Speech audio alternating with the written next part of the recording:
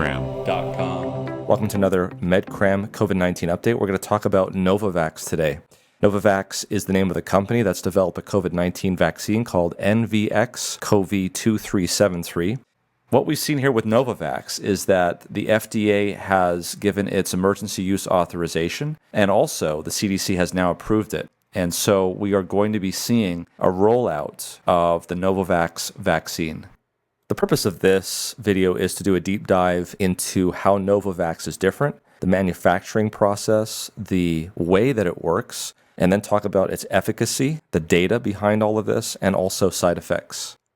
There are going to be some interesting aspects to Novavax because of its placement in terms of the other vaccine makers, the mRNA vaccines such as the Pfizer-BioNTech vaccine and the Moderna vaccine, and also the DNA vaccines like the Johnson & Johnson vaccine that was authorized in the United States and also AstraZeneca that was not authorized. And while all of those had injection of genetic material with nanoparticles inside the human, this is very different. In one sense, it's actually more traditional where we have the injection of protein embedded in nanoparticles. So let's talk about how Novavax is actually manufactured. So in the case of Novavax, they took the original virus, and this was known as the Wuhan Hu-1 sequence, and they sequenced the RNA of this SARS-CoV-2 virus. And of course, it was originally RNA, but they turned it into DNA by using DNA nucleic acids. Of course, it's double-stranded. So they specifically took the sequence from the SARS-CoV-2 virus for the viral spike protein, turned it into DNA. And after they did that, they took that viral sequence in DNA and they put it into a virus that only infects moth cells and not humans. A virus called baculovirus. So of course I'm drawing this virus actually a lot bigger than the scale because this virus is then going to infect a moth cell. And actually, as it turns out, at the company, it's infecting many, many millions of moth cells on petri dishes. And of course, what happens next is the DNA then goes into the cytoplasm of this moth cell and eventually gets taken up into the nucleus, because that's what the virus does. And the baculovirus infects the moth cell, transitions its DNA into the nucleus, and then of course we know from there the regular pattern of things. The DNA is then transcribed into RNA, and then of course the RNA is then translated into spike proteins.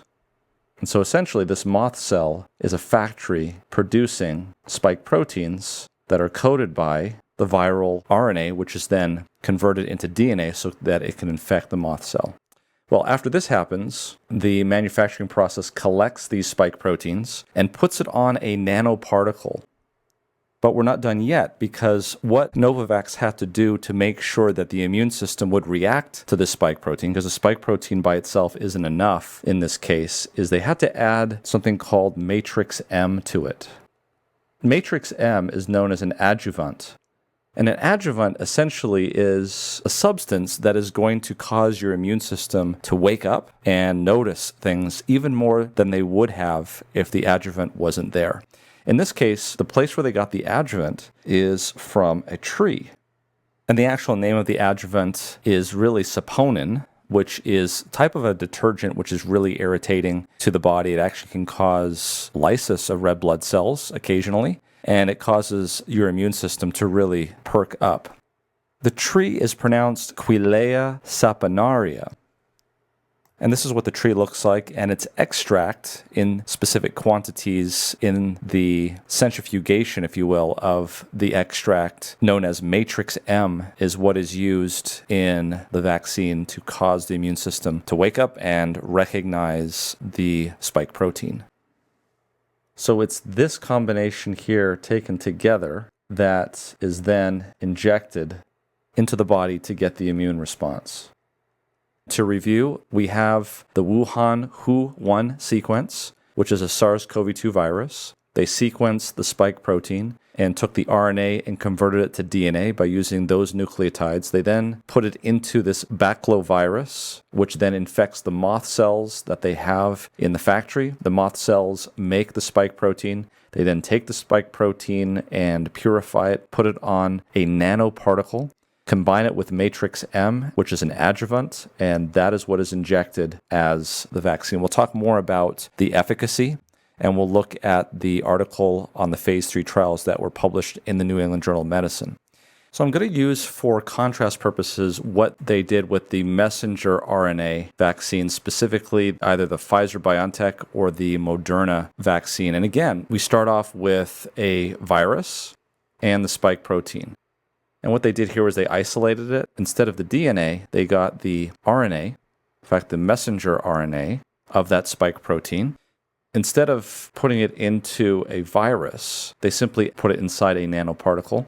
And it's at this point that they inject, except instead of injecting into a moth cell, they're injecting it into a human cell, because this is where the injection takes place. Of course, there's a nucleus in the human cell, and of course, the messenger RNA goes into the cytoplasm where it stays. It interacts with ribosomes, which are the machinery that makes the proteins, and of course, the proteins make the spike protein, which then causes the immune response. So you get their immune response in both cases. With the messenger RNA, notice that there is no adjuvant that is needed to have the immune response because it's occurring on the surface of human cells. Because this is being injected into a human being and it's not on a human cell, it is needing an adjuvant to wake up the immune system to its presence. Notice that the injection material here with Novavax is a protein, whereas the injection material here with the messenger RNA is a nanoparticle with genetic material in it, in this case, messenger RNA. The process for the Johnson & Johnson vaccine is similar to the messenger RNA, except, of course, there it's using an adenovirus vector, which is infecting the human cells. And in that situation, of course, it's a DNA. Another point to make here is that the manufacturing process up until the vaccine is quite extensive, all of this being manufacturing process, whereas with the messenger RNA, the manufacturing process is fairly limited. It's only this part here. This extensive manufacturing process is one of the reasons why we're a little bit delayed on the Novavax. I'll just say as an aside, there was some inconsistencies with the manufacturing process across the board with the factories that were involved with the Novavax vaccine. And as a result of that, Novavax pulled the application to the FDA for approval until those things had to be worked out and fixed. And that's why Novavax has been delayed up to this point. So now that we're clear on why Novavax is so different from the previous vaccines, what we're now going to do is we're going to talk about the trials and the efficacy and the side effects of Novavax, because that's really the important part and the part that we're going to want to know in order to make a decision about whether or not we're going to take Novavax. And as a spoiler alert, the phase 3 trials were complicated with Novavax because of the issue. While they were doing the studies, there were mRNA vaccines that were coming out being authorized. And the question is the ethics of continuing to keep subjects in a trial and potentially giving them placebos when there was an actual authorized vaccine that had come out. And we'll see how Novavax dealt with that and why it complicated a little bit the randomized controlled trials that it did to get FDA approval. So let's talk about the efficacy of Novavax. So in order to do that, we will look at the article that was published in the New England Journal of Medicine, originally on December 15, 2021, titled Efficacy and Safety of NVX-CoV2373 in Adults in the United States and Mexico. And this is basically the data published from the Phase 3 trial for the Novavax vaccine. So this is known as the Novavax vaccine trial PREVENT-19, and this had an N of just about 30,000 individuals. And what they did was they randomized them in a 2-to-1 fashion for the vaccine versus the placebo. And to enroll, had to be 18 years or older. And specifically, you had to be never infected with SARS-CoV-2. And the way they checked that was looking at PCR to make sure it was negative, and also looking at antibodies against the nucleocapsid protein. The place where this was done was in the United States and Mexico, with 113 centers in the United States and 6 centers in Mexico. Turns out that in the vaccine group, there were 19,714, and in the placebo group, there was 9,868. Now, the vaccine was given in 2 doses, and they were separated by 3 weeks. And that consisted of 5 micrograms of the vaccine versus the placebo. And then they started to analyze how many people came down with SARS-CoV-2 infections and COVID-19 after a 7-day period of time after the second dose. And so that observation period went for 3 months' time. Now, there's something that you ought to remember, and that is that this trial started recruiting around 12/27/2020 to February 18, 2021. And as you may recall, that was the time that the Moderna and the Pfizer vaccines had been authorized by the FDA, and therefore there was an emergency use authorization for these vaccines. And there was an ethical question at this point as to whether it was wise to keep people in a trial where they were getting placebos and not able to get the actual vaccine during a pandemic crisis. And so what happened was there was a decision made by the authors of the study to allow participants in the trial to do something called a crossover, where if they so choose, if they were given the placebo the first time, they would receive the actual vaccine the second time. And if they received the vaccine the first time, they would receive the placebo the second time. That way, it would be clear that everybody received a vaccine, especially at a time of crisis. And that, on average, happened around 2 months into this 3-month period. So in other words, there was a crossover event that was allowed, that was offered. It wasn't given to everyone, but it was offered to the participants of the study. And as it turns out, this will be interesting later as we talk about side effects and things, and we'll also report this as we talk about this crossover period. Because of the fact that there was an adjuvant that was put into the actual vaccine, it was more evident for some patients that they may have received the actual vaccine rather than the placebo because of the reaction they received. And as it turns out, the people in the placebo group seemed to choose more often to cross over.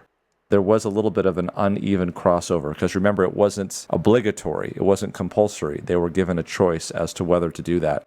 And so what we'll do is when we look at the results, we will look at the results until there was a crossover period. And you'll see that when we report the results, not only of the efficacy, but also of side effects. Now, the other thing that you have to be aware of here that's very important is the period of time that we're looking at here. Remember, this is prior to Delta and prior to Omicron. In fact, the majority of the DNA sequences here were consistent with what was known at the time as the Alpha variant. So when they did this and they looked at the patients that were in both of these arms, they simply looked at how many times in this arm someone came down with COVID-19. And the way they did that was by having them do daily diaries of their symptoms. And when there was 2 days in succession of daily symptoms that were consistent with COVID-19, they were made to take 3 different nasal swabs and a confirmation with a PCR so as to catch all of these possible episodes. And so here we had 19,714 in the vaccine group, which was about twice as much as those in the placebo group. So how many COVID positive cases were there? In the vaccine group, there were 14 cases. And in the placebo group, there were 63 cases. Again, remember, there's twice as many, so you can't really look at these and compare apples to apples. You should double the number of placebo cases to do the efficacy calculation. And when we looked at that efficacy calculation and you do the calculation, it turns out that the efficacy of preventing COVID-19 symptoms is 90.4% efficacy. And that had a statistical significance that was high, with a p-value of less than 0.001. However, if you look even further at the cases in terms of moderate and severe, which were predetermined, of those 63 cases, there were 10 that were moderate, and there were 4 that were severe. And in terms of those in the vaccine group, 0 were moderate and 0 were severe. So in terms of prevention of moderate and severe COVID-19, there was essentially in this calculation a 100% efficacy from Novavax. But also remember that of all of the ones that were sequenced, about 79% of the SARS-CoV-2 that were sequenced was the alpha variant. Again, this is before Delta, this is before Omicron 1, and certainly before Omicron BA5.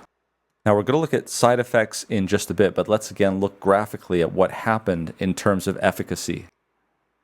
So we're looking at the graph from the New England Journal of Medicine, and what you can see here is the analysis with surveillance starting at the first dose. Remember, actually what they started to do was looking at efficacy at 7 days after the second dose. And so first dose was right here at day 0. Second dose was at day 21, and so they did not start the efficacy evaluation until day 28. And of course, what you can see in terms of cumulative index is that the amount of cases were higher in the placebo group and much lower in the Novavax group. And so you might see that these numbers here are a little bit out of what was shown before with the 14 and 63, but just remember that they're actually counting from this point forth. What you can see here prior to the 7 days after the second dose is that both the vaccine and the placebo groups actually go up, and it's not until around that time period that we start to see the vaccine group level off and not really have any more infections and symptomatic COVID-19. Here is some more analysis. This here in letter B is analysis with surveillance starting at 7 days after the second dose. And this is the per protocol efficacy analysis population. So we're looking here at all of these subjects before the crossover. And you can see here that we get our 63 and 14 that we talked about before in terms of events. And you can see that there's quite a big difference between those that got the Novavax vaccine and those that did not in terms of cumulative incidence of COVID-19 infection. On the other hand, if we do the full analysis population where we're looking even beyond the crossover aspect, we're not seeing a huge difference here. So I don't think it made that much of a difference in terms of efficacy. But we will look at the analysis of per protocol efficacy analysis population. Specifically, we're looking at what happened up until the point of crossover that allowed those that got the placebo to actually get a vaccine, or if there was an endpoint that was reached, or if it was the 2-month period that we're looking at after the vaccination. So in short, basically before any kind of crossover period. So what we're looking at here is the analysis of COVID-19 due to non-variants of concern and non-variants of interest, so not alpha in this case. And what we can see here is that for the wild type, it actually had a very good efficacy here, basically preventing any sorts of infections. Where most of the infections came from, in COVID-19 specifically, is when we actually had variants of concern or variants of interest, specifically the alpha variant. Remember again that this was done prior to Delta or Omicron.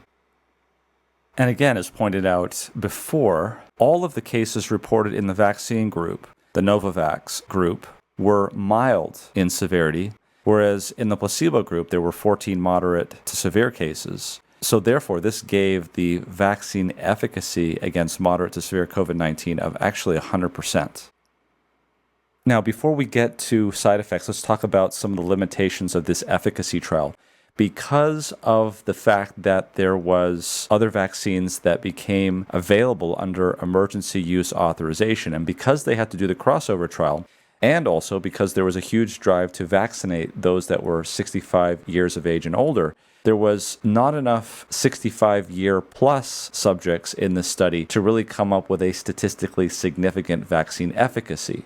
Let me read to you what they said here in the discussion. Several limitations of this trial are noteworthy. COVID-19 vaccines became available under emergency use authorization concurrently with the initiation of this trial, reducing the enrollment of older adult participants, which then resulted in only 4 endpoint cases in participants 65 years of age or older, and prevented a useful estimation of vaccine efficacy in older adults. They go on to say, however, that there was another phase 3 trial of the same vaccine in the UK, which they were able to get enough there. But of course, that's not part of this trial. We're not seeing this data. They do say, however, that in the UK phase 3 trial of Novavax, they enrolled enough older adults to establish a vaccine efficacy of 88.9%, which they, of course, say is similar to the 90.4% that was reported earlier on in the video. And as we stated before, there were more people in the placebo group that wanted to cross over than there were in the vaccination group. And they mention that in the discussion here in this paper in the New England Journal of Medicine. They say another limitation is the imbalance in the number of unblinding requests by trial participants at early stages of the trial. This coincided with the introduction of vaccines under emergency use authorization in the United States. Participants who apparently surmised on the basis of an absence of reactogenicity symptoms, that's the local symptoms from the injection of the adjuvant and the vaccine, that they had received placebo requested unblinding more often than did those who received Novavax CoV-2373. This led to the exclusion of a higher number of placebo recipients from the per-protocol population for the assessment of efficacy. The limited efficacy follow-up period, approximately 3 months, was another limitation of this analysis. However, this period is consistent with the limited vaccine efficacy follow-up requested for emergency use authorization and with data that supported all other authorized COVID-19 vaccines. Now let's talk about side effects, because that's really important. As with any of these vaccines, we want to know about the side effects. And so we can see here that placebo in blue and the Novavax in orange, in terms of local side effects or the reactogenicity, you can see there's a significant difference between the tenderness at the local site, pain at the local site, erythema, swelling, but specifically tenderness and pain. And in terms of severity, with a grade of greater than 3, we can see that the majority of those were all from the Novavax vaccine. And that was with dose number 1. Let's move on to dose number 2. As you can see with dose number 2, there was even a higher amount at the second dose than there were at the first dose with the Novavax vaccine. And that goes also for erythema and swelling. In terms of systemic side effects, it was fairly similar in terms of headache, muscle pain, fatigue, malaise, nausea, vomiting, fever, or joint pain for the first dose. However, for the second dose, there was a little bit more of a difference there between headache, muscle pain, fatigue, malaise, nausea, vomiting, fever, or joint pain. Next, what we want to look at is the FDA briefing paper that looked over all of the adverse reactions that were ever reported in the study. And I will put a link in the description below regarding this, because I think this is really important and we should look at this with a fine-tooth comb. So here we're looking on page 38 of the briefing paper, unsolicited adverse events. And we're looking specifically here at the pre-crossover period. So that's prior to any crossing over and allowing placebo to get the vaccine and vice versa. And so let's take a look here. They have it nicely divided up. And what we have here is the COVID Novavax vaccine, any, the Novavax in the severe category, the placebo any, and the placebo severe. And it's put down into various different categories that we'll revisit. Infections, general disorders, nervous system, respiratory, etc. What you want to look at here is the percentages. Let's look at severe unsolicited adverse events. And you can see here 0.1% versus 0.2 in the placebo, 0.1 versus 0.1 in the placebo. And you can see here the list goes on, and it's fairly rare, first of all, and also similar. Let's keep going and look here in the post-crossover period, unsolicited adverse events. And you can see here in the general breakdown that we see before, again, 0.1, 0.1, all the way down, pretty much similar. Now we're going to move on to unsolicited adverse events of special interest. And so what we're doing here is we're looking at potential immune-mediated conditions reported in the pre-crossover period. And here we have the 19,000 who received the Novavax vaccine and the 9,000 plus that received the placebo. And you can see here specific diagnoses such as Crohn's disease, Bell's palsy, autoimmune thyroiditis. And you can see here the specific numbers. Of course, these numbers are so small that there's no way to show statistical significance. But if you're interested to know how many people, for instance, had Bell's palsy, Out of 19,735, there were 3 in that group, giving it a percentage incidence of 0.015% versus those in the placebo, where there was also a Bell's palsy at 0.01%. And you can see this for the other listed issues. One of the things here that is interesting is the thrombocytopenia. There was 0.01% in the Novavax group and exactly the same percentage in the placebo group. Remember again that there's about twice as many in the Novavax as there are in the placebo group, so you need to be aware of that when you're looking at specifically just the numbers. That's why it's good to look at the percentages in parentheses. Again, we have the same information in the post-crossover period. Of course, that is a much smaller period of time and with smaller numbers here, and you can see here that those numbers are fairly small and probably not really helpful in determining causation. Now, the really interesting part, in terms of looking at the adverse reactions here, we're looking at selected safety analyses. And one of those things that has come up is the spike protein and the myocarditis and the pericarditis that was seen in small and rare cases with the mRNA vaccines. Does it also happen here with the Novavax? And that's exactly what they wanted to find out. Now, I'll remind you that in the phase 3 trials of both the Pfizer-BioNTech and the Moderna trials, they did not see any incidents of myocarditis. It was only in post-marketing analysis after it was distributed in millions and millions of doses did they start to see a signal there for myocarditis and pericarditis. So the question is will we see any signal here in the phase 3 trials for Novavax? Let's take a look. So as it says here in the FDA briefing document, over the course of the clinical development program, events of myocarditis and pericarditis were identified from multiple studies, as well as from the adolescent expansion substudy and booster dose substudy of 301. Therefore, an evaluation of cases of myocarditis and pericarditis were undertaken, incorporating data from across the clinical development program to provide the most robust assessment. Table 20 describes the 6 cases occurring after Novavax CoV-2373 and 1 case occurring after placebo. So let's take a look at those.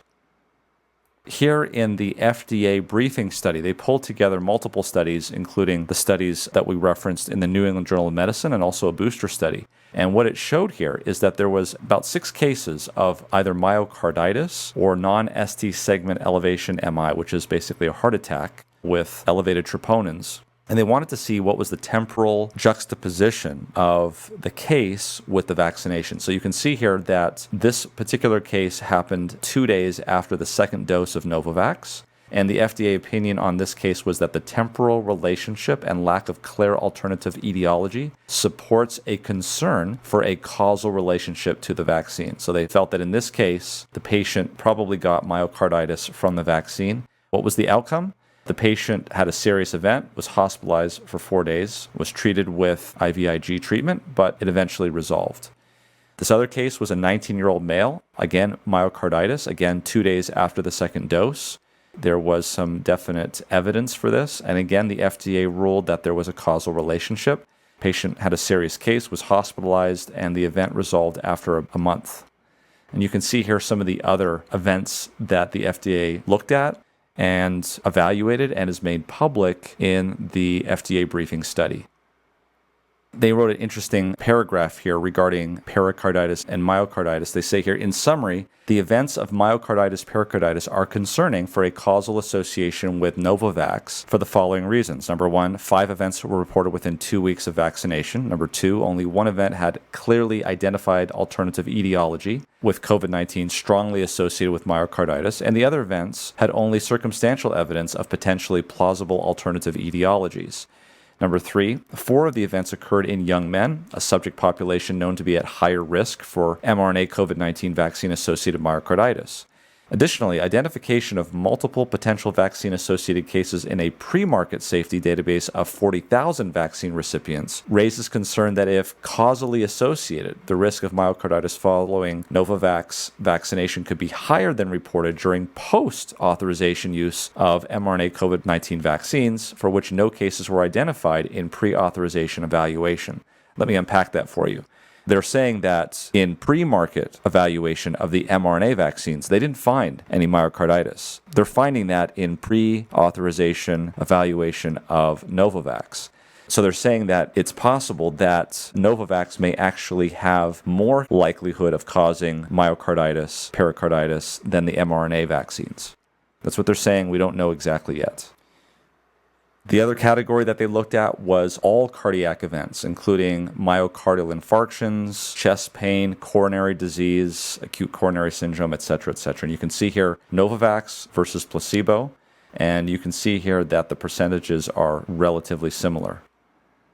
What about anaphylactic reaction? Well, the FDA briefing document actually showed higher events in the placebo group at 0.02% than in the Novavax group.